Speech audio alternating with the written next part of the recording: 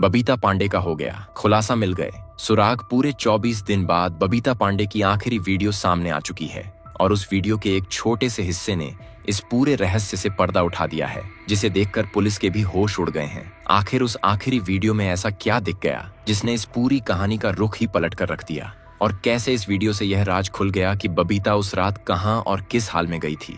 ये सब कुछ आज हम आपको इस वीडियो में बेहद गहराई से बताने जा रहे हैं, इसलिए इस वीडियो को आखिर तक जरूर देखिएगा दोस्तों।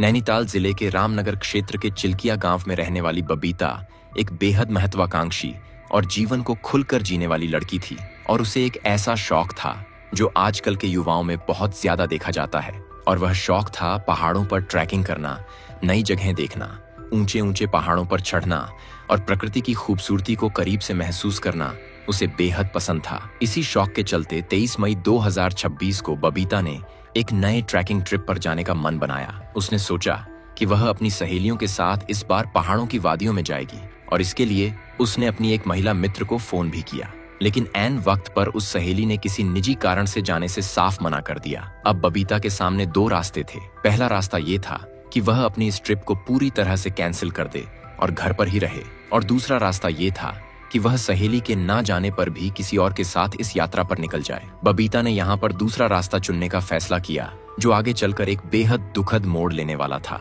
बबीता ने अपने एक दोस्त हरमनपाल सिंह को फोन मिलाया, जिससे उसकी मुलाकात महज 2 महीने पहले हुई थी। हरमनपाल सिंह बबीता के इस प्लान को सुनकर तुरंत तैयार हो गया, और उसने कहा कि वह अपने साथ अपने एक और करीबी दोस्त हरमनप्रीत सिंह को भी लेकर आएगा। अब यहीं पर वह पहली और सबसे बड़ी भूल हुई जिसने इस पूरी कहानी की नींव रखी।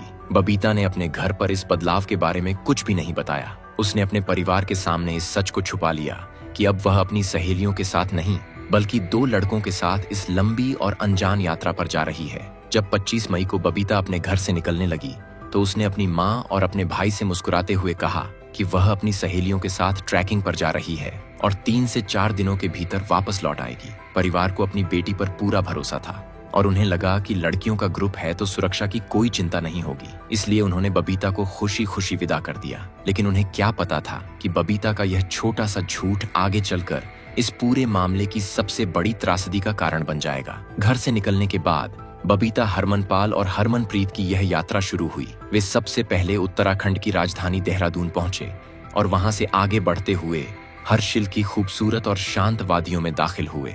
इसके बाद 27 मई को वे सभी गंगोत्री पहुंचे और वहां के धार्मिक और दर्शनीय स्थलों के दर्शन किए। इस दौरान सब कुछ बेहद सामान्य लग रहा था। तीनों आपस में बातचीत कर रहे थे, घूम रहे थे, और उनके बीच किसी भी तरह के विवाद या परेशानी का कोई नामो निशान नहीं था। इसके बाद 28 मई को यह तीनों उत्तरकाशी जिले के बेहद खूबसूरत और छोटे से गांव रायथल पहुंचे। दोस्तों, रायथल गांव को दयारा बुग्याल ट्रैक का मुख्य बेस पॉइंट माना जाता है, यानी जितने भी ट्रैकर्स इस पहाड़ पर चढ़ना चाहते हैं वे अपनी चढ़ाई की शुरुआत इसी गांव से करते हैं। रायथल में ही बबीता की वह आखिरी सीसीटीवी फुटेज रिकॉर्ड हुई थी, जो आज इस पूरे मामले की सबसे बड़ी कड़ी बन चुकी है। इस वीडियो में बबीता अपने दोनों दोस्तों हरमनपाल और हरमनप्रीत के साथ चलती हुई दिखाई दे रही है। उसके चेहरे पर पहाड़ों पर जाने की उत्सुकता साफ देखी जा सकती है, लेकिन इस कैमरे के पार जाने के बाद बबीता फिर कभी किसी दूसरे कैमरे में नजर नहीं आई। 29 मई 2026 की सुबह इन तीनों ने रायथल से दयारा बुग्याल ट्रैक के लिए अपनी पैदल चढ़ाई शुरू की। कई किलोमीटर की बेहद कठिन और थका देने वाली चढ़ाई पूरी करने के बाद शाम होते होते यह तीनों गोई बेस कैंप तक पहुंच गए। यह गोई बेस कैंप समुद्र तल से करीब 9630 फीट यानी लगभग 3 किलोमीटर की ऊंचाई पर स्थित है। इसके चारों तरफ ऊंचे पहाड़, घना देवदार का जंगल, ठंडी बर्फीली हवाएं और दूर दूर तक फैली एक अजीब सी खामोशी महसूस होती है। उस दिन वहां पर देश के अलग अलग हिस्सों से आए हुए 95 से ज्यादा ट्रैकर्स मौजूद थे, और पूरे मैदान में 30 से ज्यादा टेंट लगे हुए थे। इन तीनों ने भी वहां पहुंचकर रात बिताने के लिए एक टेंट किराए पर लिया और उसमें अपना सामान रखकर आराम करने लगे। रात ढलने के साथ ही पहाड़ों की ठंड और ज्यादा बढ़ने लगी थी, और करीब 10:30 बजे टेंट के अंदर एक ऐसी घटना घटी जिसने इस पूरी कहानी को एक खौफनाक मोड़ दे दिया। टेंट के अंदर हरमनपाल सिंह और हरमनप्रीत सिंह ने शराब पीना शुरू कर दिया। बबीता को उनका यह व्यवहार बिल्कुल पसंद नहीं आया और उसने इसका कड़ा विरोध किया। उसने दोनों लड़कों से कहा कि वे इस तरह की जगह पर ऐसा काम ना करें, लेकिन वे दोनों अपनी धुन में मरे जा रहे थे और उन्होंने बबीता की बात को पूरी तरह से अनसुना कर दिया। इसके बाद उन तीनों के बीच बेहद तीखी बहस शुरू हो गई। बात इतनी ज्यादा बढ़ गई कि गुस्से में आकर बबीता ने अपने मोबाइल फोन पर बहुत तेज आवाज में गाने बजाने शुरू कर दिए ताकि वह उन दोनों की बातों को ना सुन सके। इस पर दोनों लड़कों ने आपत्ति जताई और कहा कि उन्हें नींद आ रही है, इसलिए इस संगीत को तुरंत बंद किया जाए। इस बात को लेकर उनके बीच झगड़ा और ज्यादा उग्र हो गया और आखिरकार अत्यधिक गुस्से और नाराजगी में बबीता आधी रात को उस टेंट से बाहर निकल गई। वह टेंट से करीब 50 मीटर की दूरी पर स्थित एक बड़े पेड़ के नीचे जाकर बैठ गई और अपने कानों में ईयरफोन लगाकर मोबाइल पर गाने सुनने लगी। उसी दौरान उसी कैंप में ट्रैकिंग पर आई एक महज 13 साल की छोटी लड़की ने बबीता को उस घने अंधेरे में अकेले पेड़ के नीचे बैठे हुए देखा। वह बच्ची बबीता के पास गई और बेहद मासूमियत से बोली कि दीदी, बहुत रात हो चुकी है और बाहर बहुत ठंड है, आप अपने टेंट में जाकर सो क्यों नहीं जाती? बबीता ने उस बच्ची की तरफ देखा और शांत आवाज में जवाब दिया कि तुम चिंता मत करो, मैं ठीक हूँ और थोड़ी ही देर में अपने टेंट में चली जाऊंगी। वह छोटी लड़की यह सुनकर अपने टेंट में सोने चली गई, लेकिन बबीता वहीं उस पेड़ के नीचे बैठी रही। इसके बाद रात के करीब 1:30 बजे तक बबीता का मोबाइल फोन पूरी तरह से चालू था और उस पर इंटरनेट एक्टिविटी भी दर्ज की गई थी। लेकिन ठीक 1:30 बजे के बाद अचानक उसका फोन पूरी तरह से बंद हो गया और जब अगली सुबह सूरज की पहली किरण के साथ हरमनपाल सिंह और हरमनप्रीत सिंह की आंखें खुली तो उन्होंने देखा कि टेंट के अंदर बबीता मौजूद नहीं थी। दोनों ने तुरंत बबीता के नंबर पर फोन मिलाया, लेकिन फोन लगातार बंद आ रहा था। उन्होंने शुरुआत में सोचा कि शायद वह आसपास ही कहीं घूमने गई होगी, इसलिए उन्होंने कैंप के नजदीक वाले रास्तों पर उसे ढूंढना शुरू किया। लेकिन जब काफी देर तक उसका कोई पता नहीं चला तो उन्होंने कैंप में मौजूद दूसरे ट्रैकर्स और गाइड से पूछताछ की। धीरे धीरे यह खबर पूरे गोई बेस कैंप में आग की तरह फैल गई।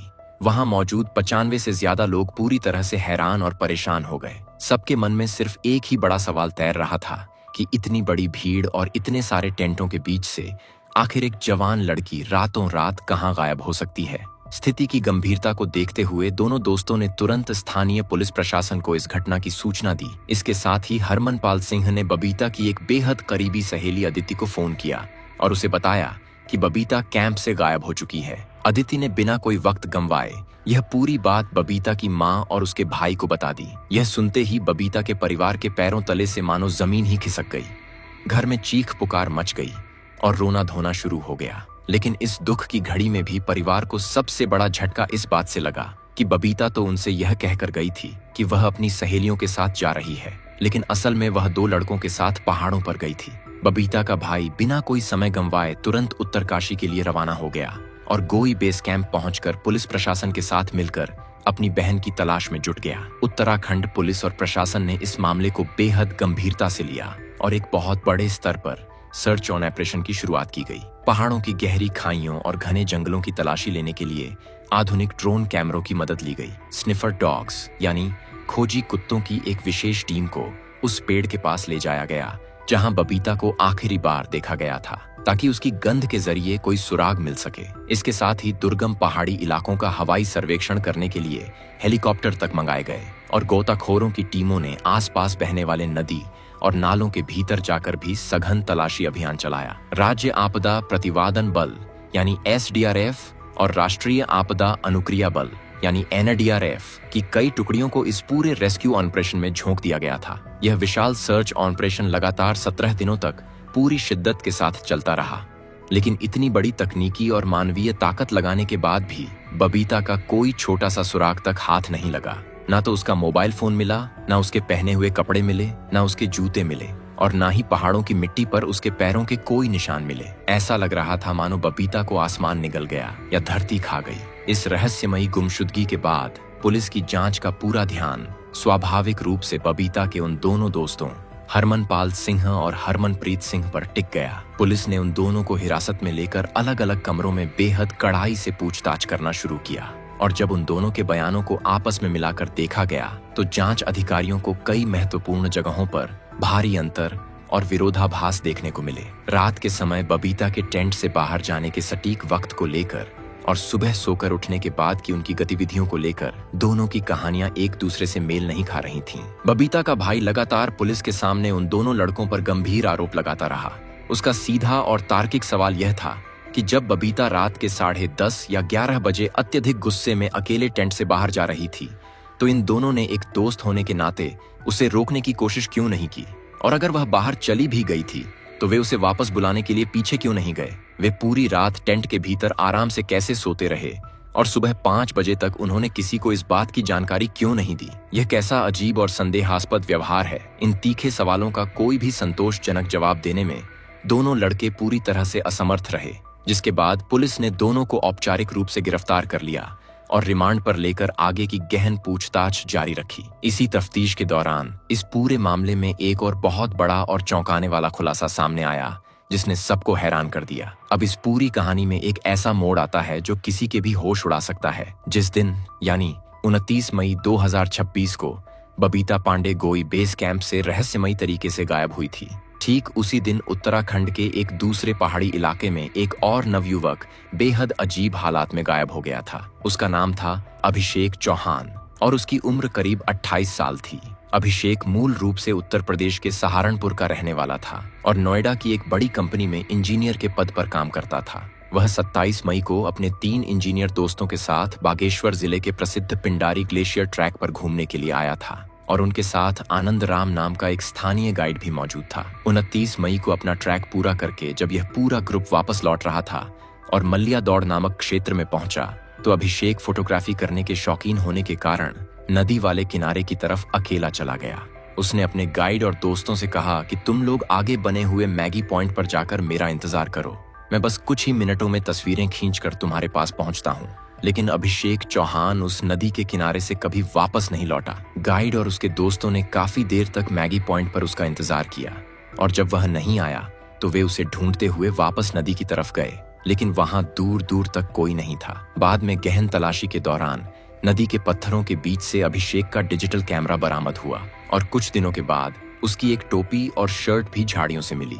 लेकिन अभिषेक चौहान का शरीर या उसका कोई अन्य सुराग आज तक किसी को नहीं मिल पाया है। अब आप इन दोनों घटनाओं के बारे में एक साथ सोचिए। एक ही दिन, एक ही राज्य, उत्तराखंड के 2 अलग अलग ट्रैक पर 2 युवा और पढ़े लिखे लोग अचानक गायब हो जाते हैं। हालांकि इन दोनों जगहों के बीच की भौगोलिक दूरी करीब 300 किलोमीटर की थी, लेकिन दोनों ही मामलों में एक अद्भुत समानता थी कि दोनों ट्रैकिंग के दौरान ही गायब हुए थे। इस दोहरी गुमशुदगी के बाद सोशल मीडिया की दुनिया में तरह तरह की थ्योरियों और अफवाहों का बाजार बेहद गर्म हो गया। इंटरनेट पर कुछ लोगों ने यह दावा करना शुरू कर दिया कि बबीता पांडे और अभिषेक चौहान शायद एक दूसरे को पहले से जानते थे और वे दोनों एक सोची समझी प्लानिंग के तहत पहाड़ों से मिलकर कहीं दूर भाग गए हैं। वहीं दूसरी तरफ एक बड़ा वर्ग ऐसा भी था जो हरमनपाल सिंह और हरमनप्रीत सिंह पर सीधा निशाना साध रहा था कि उन्होंने ही रात के अंधेरे में बबीता के साथ कोई बेहद अमर्यादित व्यवहार या दुखद कृत्य किया है और सबूत मिटाने के लिए उसे गहरी खाई में धकेल दिया है। लोग इस मामले की तुलना अर्चना तिवारी के उस पुराने केस से भी करने लगे जो ट्रेन से यात्रा करते समय एक बड़े पुल के पास से अचानक गायब हो गई थी और पूरे 15 दिनों के बाद पुलिस को पता चला था कि वह सुरक्षित रूप से नेपाल में अपने मित्र के साथ रह रही थी। इसी तरह लोग राजा रघुवंशी के उस चर्चित मामले को भी याद कर रहे थे जिसमें सोनम रघुवंशी नाम की लड़की अपने परिवार को बिना बताए अपने एक दोस्त के साथ कई दिनों तक गुप्त स्थान पर छिपी रही थी और बाद में वापस आई थी।